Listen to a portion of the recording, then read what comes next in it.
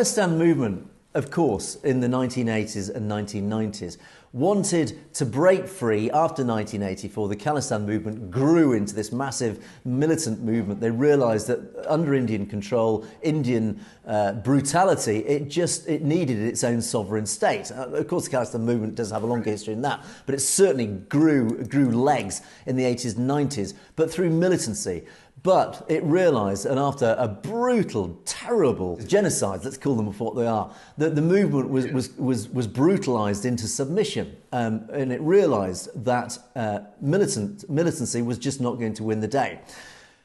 The movement has gone away since then. It's licked its wounds. It's sat down and it's thought, we need to be more intelligent about this. We need to attack this. If we want Khalistan to happen, we are going to have to be a little bit more clever, a little bit more 20th and now 21st century about this. We're going to have to play the game. So I'm going to refer to this 1925 Act that was installed by the British government.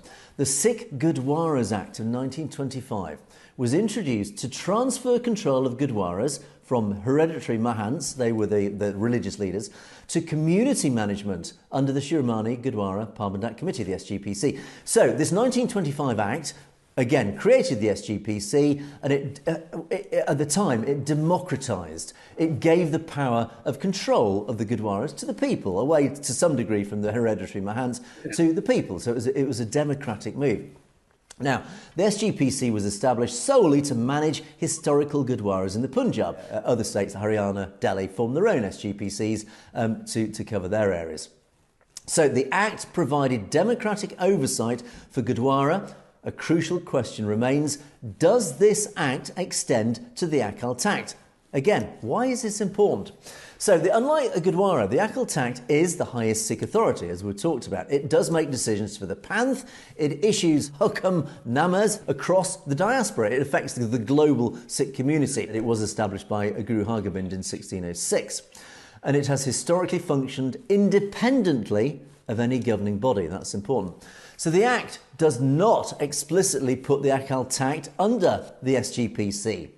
The SGPC governs Sikh Gurdwaras, but it does not clarify whether these 5 takhts, these Panj takhts, including the Akal Takht, are included. So there's an ambiguity there, and it's an important ambiguity.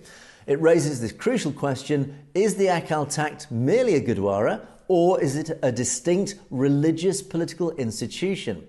Now, many in the diaspora argue that this Act was only intended for Gurdwaras, not the Akal Takht. Now, why is this important?